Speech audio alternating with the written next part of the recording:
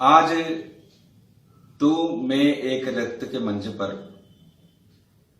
माननीय भास्करराव जी के जन्मदिन के अवसर पर उनके जीवनी के बारे में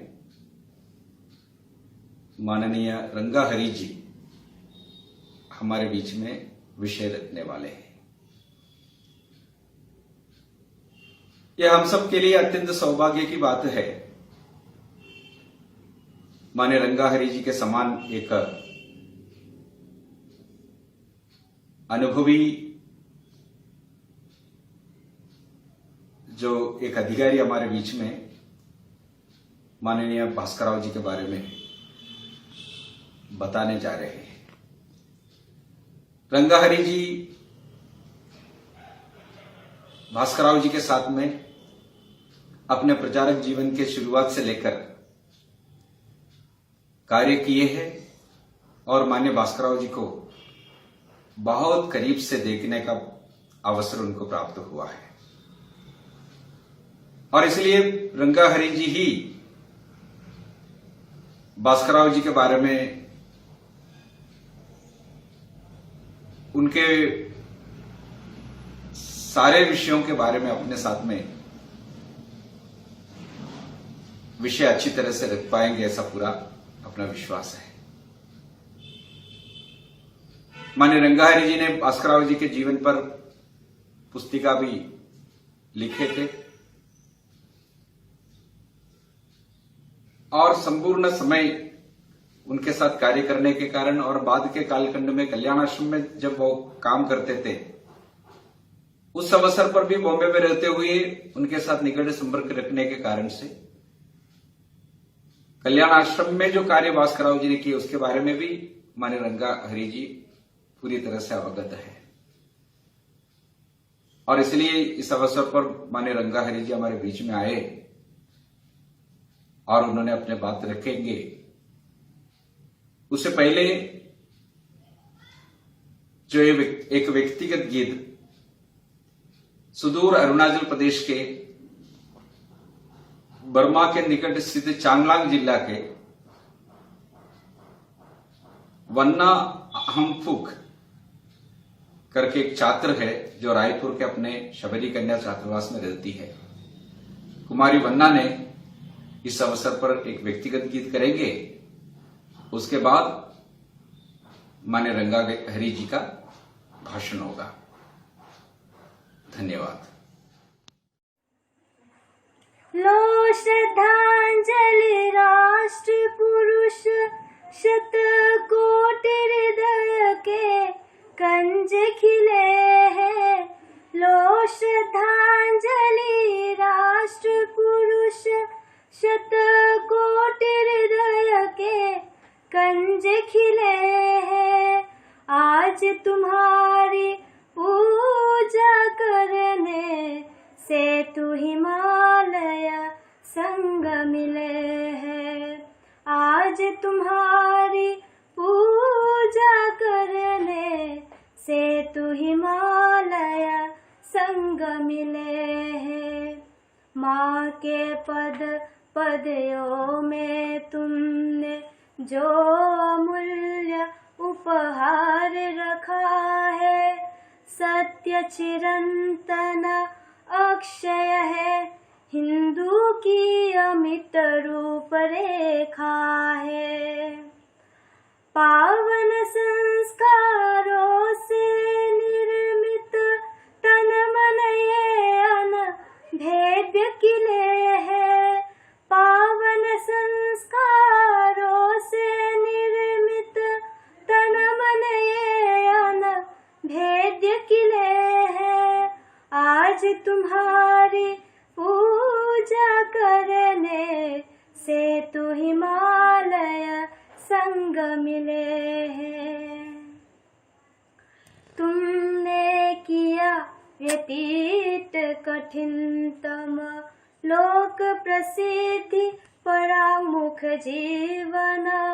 भीष्म समान रहे तुम अविचल हिंदू राष्ट्र के हित आजीवन।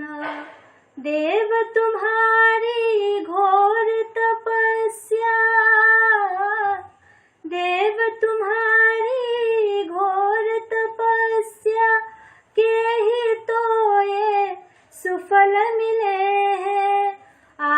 तुम्हारी पूजा करने से तू हिमालय संग मिले हैं।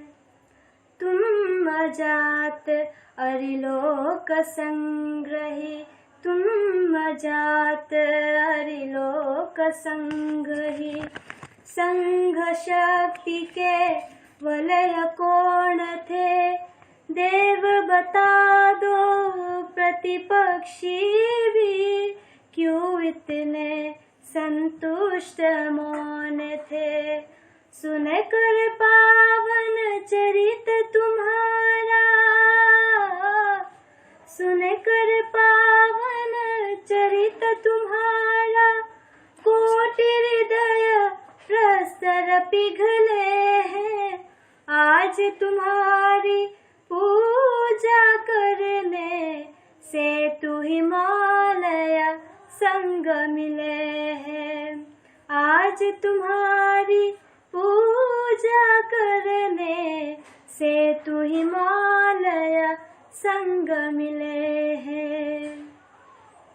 आज तुम्हारी पार्थिव प्रतिमा चरम चक्षुओं से अदृश्य है, किंतु कोटि पूर्णनियों में तव दिव्य मूर्ति रहती अजस्त्र है। तेजों में प्रतिबिंब तुम्हारे, तेजों में प्रतिबिंब तुम्हारे, स्वयं सिद्ध अगणित निकले हैं। आज तुम्हारी पूजा करने से तू हिमालय संग मिले हैं। आज तुम्हारी पूजा करने से तू हिमालय संग मिले हैं, से तू हिमालय संग मिले हैं।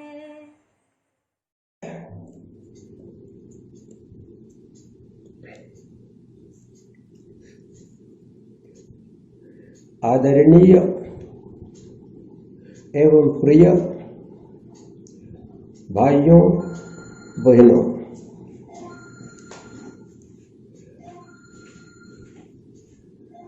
आज दिवंगत भास्कर राव जी का जन्मदिन है।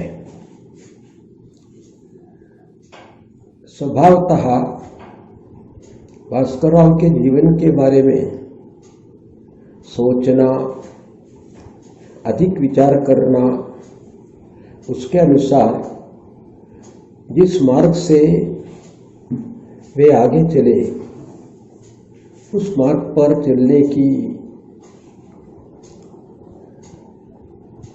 इच्छा करना, उस प्रकार प्रयास करना हमारा कर्तव्य बन जाता है। कारण भास्कर राव जिस प्रकार ध्येयवादी थे उसी प्रकार हम भी ध्येयवादी हैं। इसलिए एक ध्येयवादी दूसरे का प्रेरक बन जाता है। उस दृष्टि से दिवंगत भास्कर राव जी का जीवन हम जैसे कार्यकर्ताओं को भी पथ प्रदर्शक बन सकता है। उस दृष्टि से मेरे मन में आज के इस पावन मुहूर्त पर जो विचार आते हैं आप लोगों के सम्मुख एक दृष्टि से अनौपचारिक दृष्टि से रखने का प्रयास में कर रहा हूं। मेरा सौभाग्य रहा जिसको हम अंग्रेजी में फॉर्मेटिव एज कहते हैं, उस प्रकार की मेरी आयु में भास्कर राव से मेरा संबंध आया। जब मैं कॉलेज का छात्र था 1946 में कोच्चि महानगर में वहीं माननीय भास्कर राव प्रचारक के नाते भेजे गए।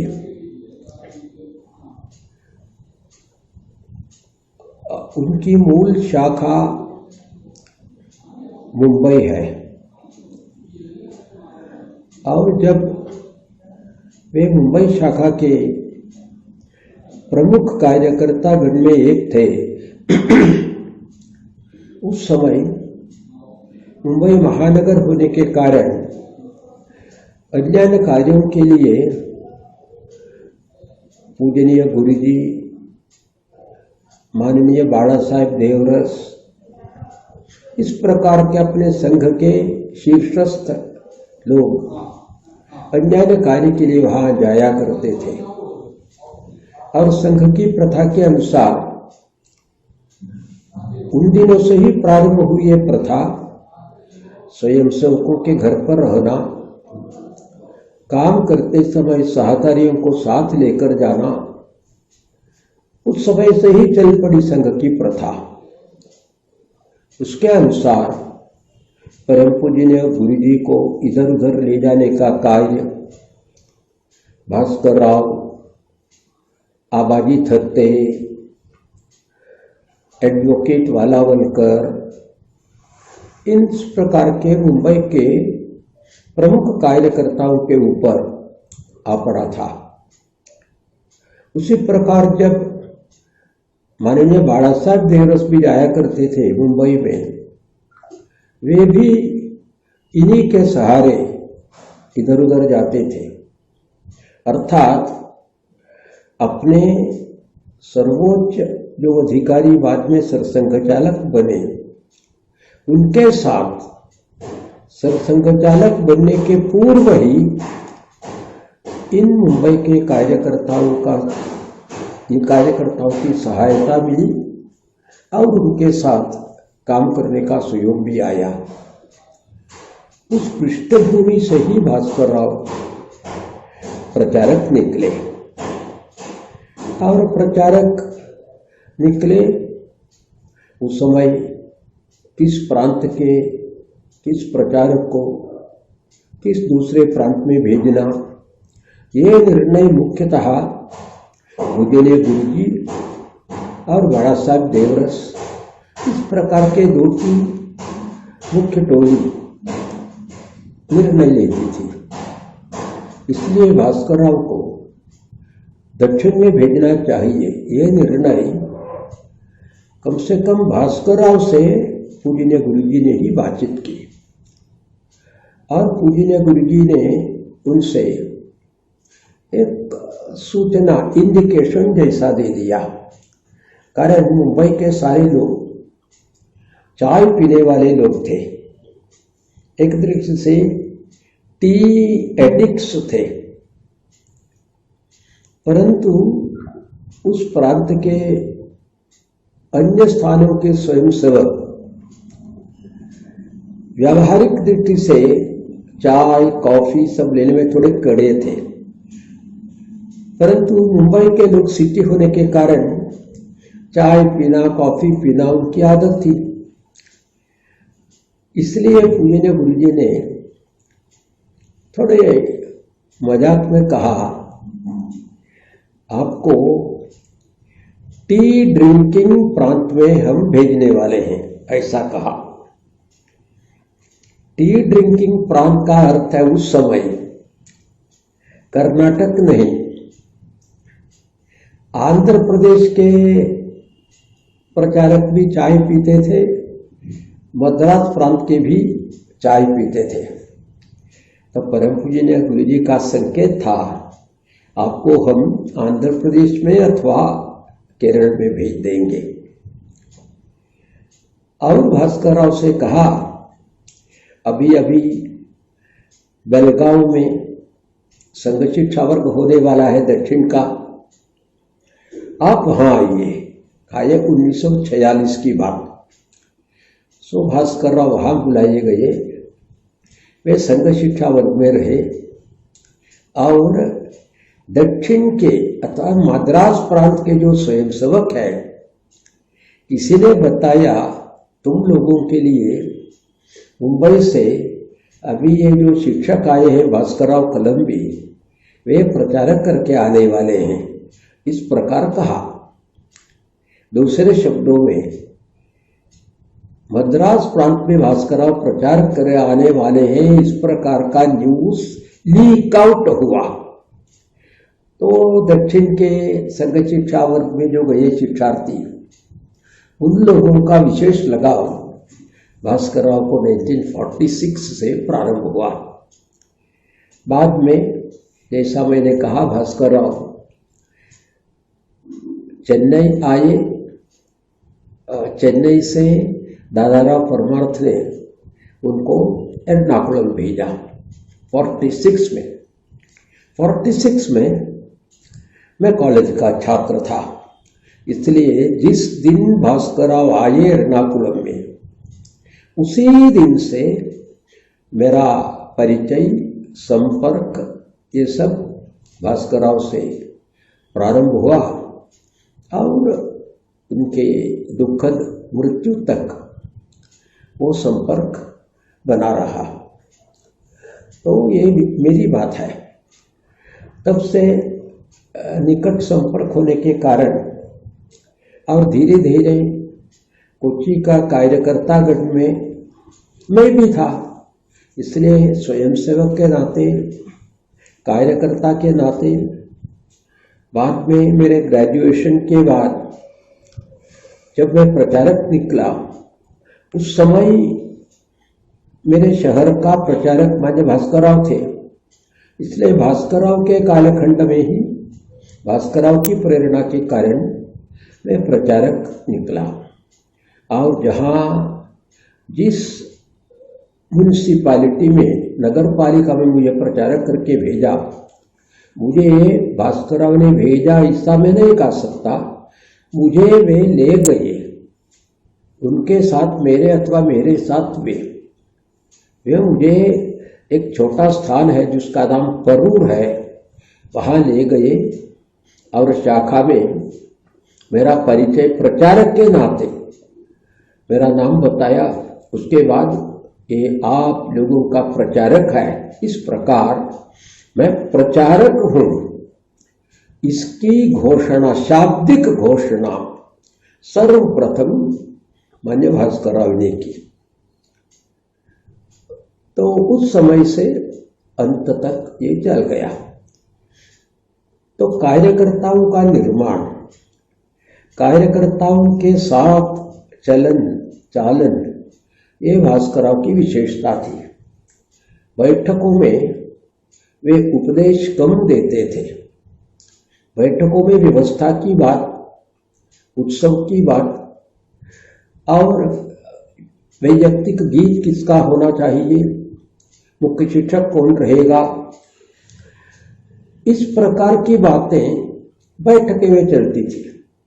परंतु बैठक के पूर्व था बैठक के पश्चात कार्यालय में अथवा शाखा के बाद हम पार्क में जाकर बैठा करते थे, वहाँ अथवा अपने अपने घर में आकर जो बातचीत हुई थी, वही भास्करराव की कार्यकर्ता निर्माण की पद्धति थी। तो भास्करराव एक दृष्टि से वक्ता कम थे आधुनिक दृष्टि से, परंतु वे कार्यकर्ताओं का सृष्टा जरूर थे। तो ये हमें प्रथम दिन से ही अनुभव हुआ। इसलिए शाखा के बाद हम कार्यालय में जाकर घंटों तक बैठकर ऐसा गपशप करते थे। उस समय मुंबई की बातें, उनके अनुभव की बातें और अपने नागपुर के अधिकारियों की जानकारी उस समय अनौपचारिक दृष्टि से वो देते थे हमको। वो भास्करराव की शैली थी, अंत तक वो शैली थी। उसके बारे में जब आज मैं सोचता हूँ तब मुझे लगता है आजकल इस प्रकार स्वयंसेवकों के हृदय में प्रवेश करना, अत्यंत निकट साथ बातचीत करना, ये प्रायः बंद हुआ है क्या, इस प्रकार का संदेह थोड़े डर से मुझे सोचना पड़ता है। आजकल अपने जो पूर्णकालीन कार्यकर्ता है, पूर्णकालीन कहो, प्रचारक कहो, इन लोगों की कार्यशैली में बदलाव आया है क्या, ये हमें सोचना पड़ता है। हमेशा मैं ये काम एक उदाहरण देता हूं। हमेशा संघ कार्य में क्रिएशन और प्रोडक्शन दो बातें अलग अलग है। प्रोडक्शन के लिए हम कभी कभी संस्कृत शब्द निर्माण इस्तेमाल करते हैं, परंतु सृष्टि और निर्माण अलग अलग है। जो हम साधारण शब्द में कहते मनुष्य निर्माण, वो मनुष्य निर्माण नहीं, मनुष्य का सर्जन है, मनुष्य की सृष्टि है। एक मशीन का कंस्ट्रक्शन हो सकता है, एक घर का कंस्ट्रक्शन हो सकता है, मशीन का प्रोडक्शन हो सकता है, मशीन का अथवा घर का क्रिएशन नहीं, वो प्रोडक्शन है, उसको हम निर्माण कहते हैं। संस्कृत शब्द होने के कारण वो गलत नहीं, परंतु जिसको मैंने अब कहा कंस्ट्रक्शन अथवा प्रोडक्शन, उस दृष्टि से मनुष्य का निर्माण कहना सही अर्थ से ठीक नहीं। मनुष्य का सर्जन अथवा मनुष्य की सृष्टि, मनुष्य ही दूसरे मनुष्य का सर्जन कर सकता है।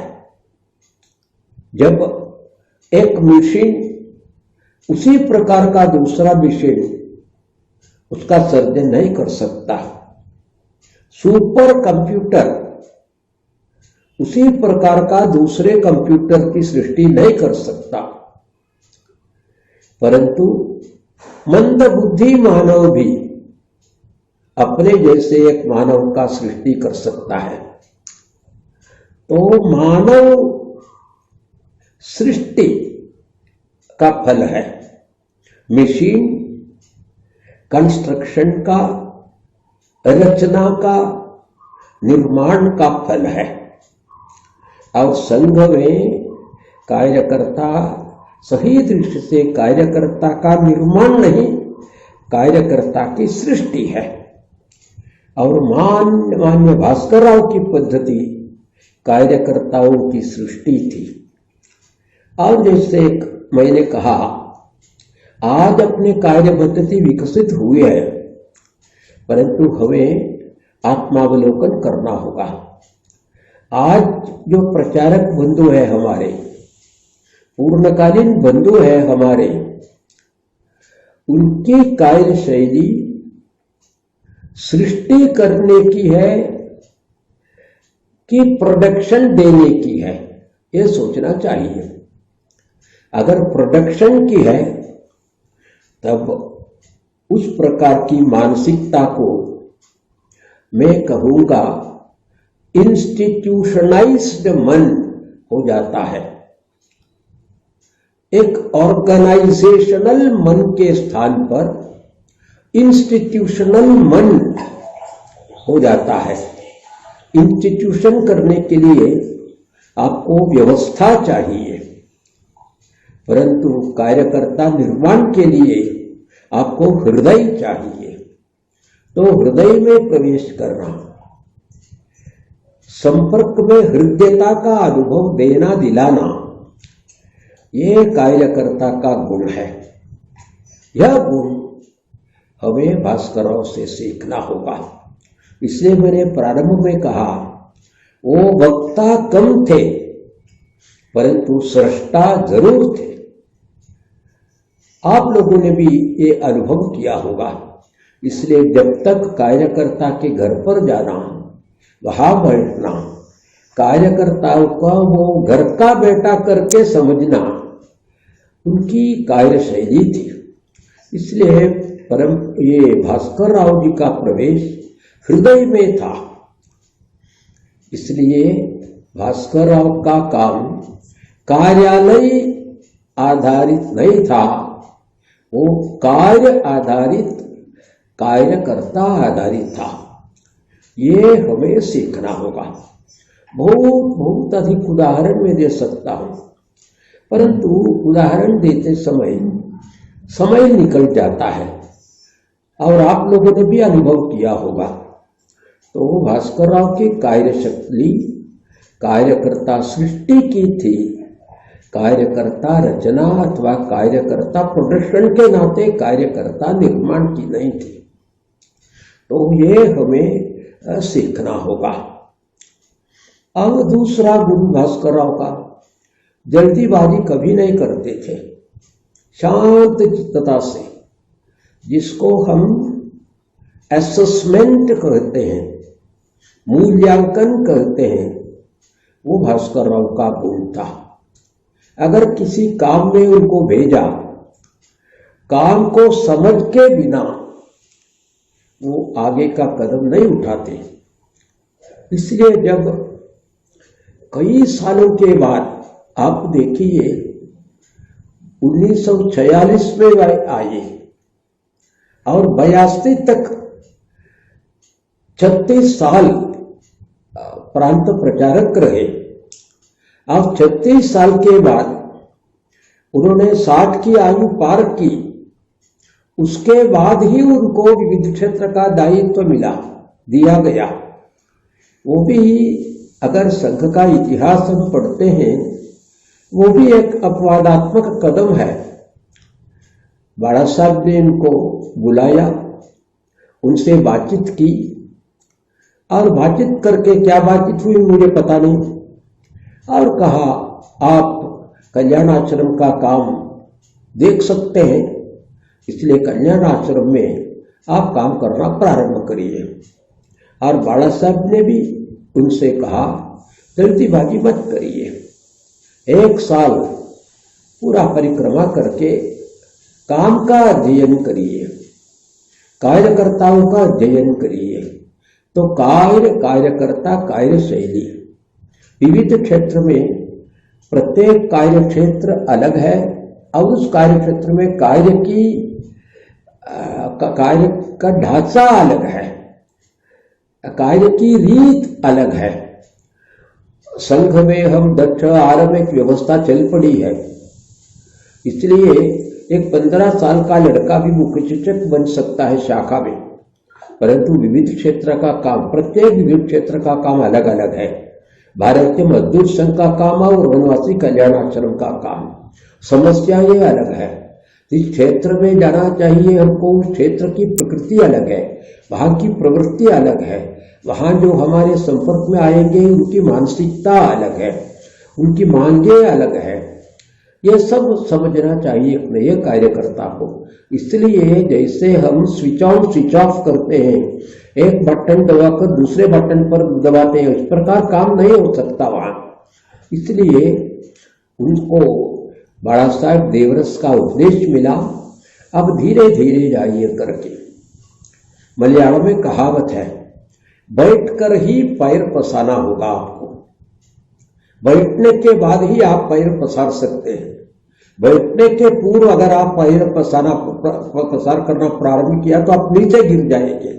तो भास्कर राव की नीति यह थी, बैठकर पैर पसारना उनकी नीति थी। इसलिए वे पहले 1 साल पूरे भारत में हुए। उनसे मुंबई के वनवासी कल्याण आश्रम के एक स्वयंसेवक ने कहा, आपका एक कार्यक्रम रखना हम चाहते हैं। भास्कर राव ने कहा, बोले 1 साल मुझे दीजिए, अगले साल आप कार्यक्रम मुझे दे सकते हैं। ये भास्कर राव की विशेषता थी। आजकल कई कार्यकर्ता हमें मिलते हैं और वे कार्यकर्ता यानी कौन है? वे स्पीकर्स है, वे वक्ता है, और किसी एक सभा में उनका भाषण रखा, वो भाषण देने के लिए वो कहीं पर भी जाएंगे, और भाषण देने में उनको आनंद लगता है।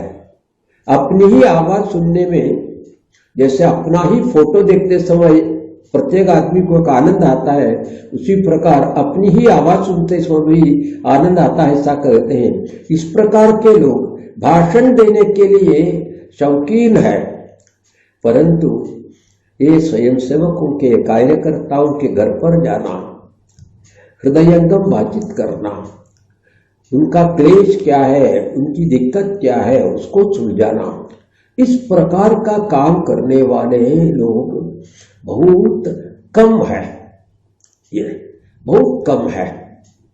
तो दादाराव परमार्थ, अभी मैं जब ये कहता हूं, आज के अपने कार्यकर्ताओं के बारे में रिफ्लेक्शन नहीं, दादाराव परमार्थ की बात में याद दिलाता हूं। दादाराव परमार्थ कहते थे उस जमाने लीडर्स आर डीलर्स, ये कहते थे, लीडर डीलर है, इस प्रकार कहते थे।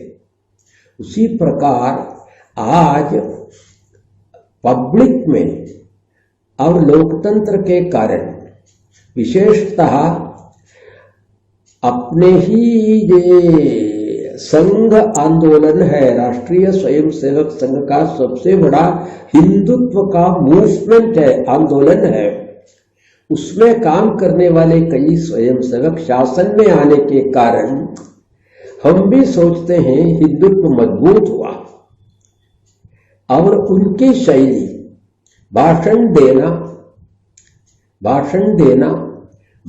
देना, तुरंत कार से मोटरसाइकिल से जाना, ये शैली अपने में भी आती है क्या नहीं, इसको बारे में हमको सोचना होगा।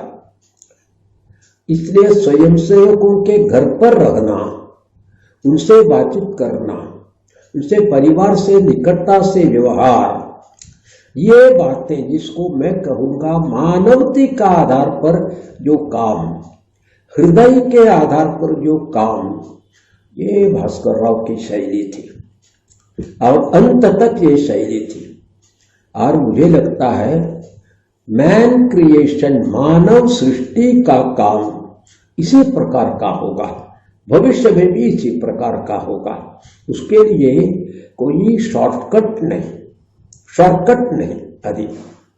अभी हम भी बताते हैं, आजकल ऑनलाइन रिक्रूटमेंट, जॉइन आरएसएस करके फेसबुक द्वारा ऑनलाइन पद्धति से रिक्रूट्स इन आरएसएस, इस प्रकार हम करते हैं। परंतु ऑनलाइन रिक्रूटमेंट से एक आम हिंदू सच्चा पक्का स्वयंसेवक बनेगा क्या? इसलिए जब मैं बैठकों में कहता हूं, मजाक में कहता हूं, वे जो जिन्होंने आरएसएस में ज्वाइन किया, मोबाइल से, ईमेल से अथवा इस प्रकार फेसबुक पर आरएसएस में ज्वाइन किया, मैं इतना तो कहने के लिए तैयार हूं वे आरएसएस वाले हैं, परंतु मैं नहीं कहूंगा वे स्वयंसेवक बन चुके हैं। तो स्वयंसेवक और आरएसएस वाला ये दोनों अलग है। और इस प्रकार सोचकर जो आम हिंदू वो आरएसएस वाला बन गया, इस आरएसएस वाले को स्वयंसेवक बनाने के लिए हमारा काम हृदय का काम है, गृह संपर्क का काम है, व्यक्तिगत संपर्क का काम है। यह विशेषता भास्कर राव की थी। ये 112 अगर मैं इस विशेषता को आप कहा तो भी 101वीं बार करते समय भी मुझे कोई नुकसान नहीं, वो दोबारा मैं आवर्तन करने के लिए तैयार हूं। ये भास्कर राव की विशेषता थी। तो ये अपने पूज्य सरसंघ चालक कहते हैं, house to house visit, man to man contact, heart to heart talk. ये पूजनीय सरसंघ चालक माननीय मोहन जी कहते हैं यानी हाउस टू घर, घर का संपर्क, घर घर में जाना। आजकल कभी कभी क्या होता है, इंस्टीट्यूशनल माइंड होने के कारण हम कार्यालय में बैठते हैं, मोबाइल पर बातचीत करते हैं, उनको कार्यालय पर बुलाते हैं, जैसे सरकारी नेता बुलाता है उसी प्रकार बुलाते हैं, वो आता भी है। परंतु आप लोगों ने भास्करराव से जितना परिचय हुआ, आप देखिए शायद मुंबई महानगर होने के कारण, मुंबई की प्रकृति, मुंबई महानगर की प्रकृति होने के कारण शायद भास्करराव ने किसी मुंबई के कार्यकर्ताओं को मुझे मिलने आइए इस प्रकार कार्यालय पर बुलाया होगा। आखिरी दिनों में उनके स्वास्थ्य के कारण बुलाया होगा। परंतु जब तक वे प्रांत प्रचारक थे, मैं जानता हूं, जब तक वे प्रांत प्रचारक थे, मैं जानता हूं, एक बार भी किसी एक कार्यकर्ता को उन्होंने कार्यालय पर नहीं बुलाया। उल्टा वे उस कार्यकर्ता के घर पर गए और शाखा के बाद उनके साथ चलकर अथवा दूसरे स्थान पर जाते समय उनको प्रवास में साथ लेकर बस में, गाड़ी में बैठकर उन्होंने बातचीत की। परंतु कभी उन्होंने आप आइए कार्यालय पर, मैं मिलना चाहता हूं करके, जैसे कलेक्टर बुलाते हैं एक सबऑर्डिनेट को ऑफिस में, उसी प्रकार भास्करराव ने किसी को कार्यालय पर बातचीत करने के लिए नहीं बुलाया। अभी आज इसकी तुलना आप करिए। इसलिए मैंने कहा इंस्टीट्यूशनल माइंड हमें डेवलप नहीं होने देना चाहिए। अगर हम माननीय दिवंगत भास्करराव के सच्चे अनुयायी है, ये इंस्टीट्यूशनल माइंड, ये संस्था का मन हमारे आने में नहीं देना चाहिए। संगठन का मन हमारे हृदय में आने देना चाहिए। तो संगठन का मन और संस्था का मन दोनों अलग है। भास्करराव का मन संगठन का मन था, संस्था का मन नहीं। तो इस प्रकार की बातें सोच विचार करके भास्करराव का जीवन हमारे लिए अनुकरणीय है, अनुगम्य है, इस प्रकार सोचना चाहिए। इस दृष्टि से सोचते समय भास्करराव की कार्यशैली राष्ट्रीय स्वयंसेवक संघ में एवं वनवासी कल्याण आश्रम में एक ही प्रकार की थी। अंत तक भास्करराव ही थे। इसलिए जब उनका देहांत हुआ, बहुत अधिक स्वयंसेवक केरल के रो पड़े। जैसे मेरे पितामह चल गए अथवा मेरे पिताजी चल गए, इस प्रकार रो पड़े। कारण क्या है? भास्करराव का स्थान उनके हृदय में था, यद्यपि भास्करराव का निवास कार्यालय में था। तो इस प्रकार के भास्करराव का स्मरण आज के दिन पर हम करें और भास्करराव की कार्यशैली सृष्टि की थी, कंस्ट्रक्शन की नहीं थी, ये बात हम समझे और इस प्रकार की शैली अपने अपनाई तो वनवासी कल्याण आश्रम आज से भी 10 गुना उसकी वृद्धि हुई, तो भी उसका कंटेंट, उसका स्वत्व, उसका अंतर मूल्य एक ही होगा। उस अंतर मूल्य का, उस स्वत्व का हम परिरक्षण करें, परिपालन करें, उसके लिए भास्करराव हमें प्रेरणा दे।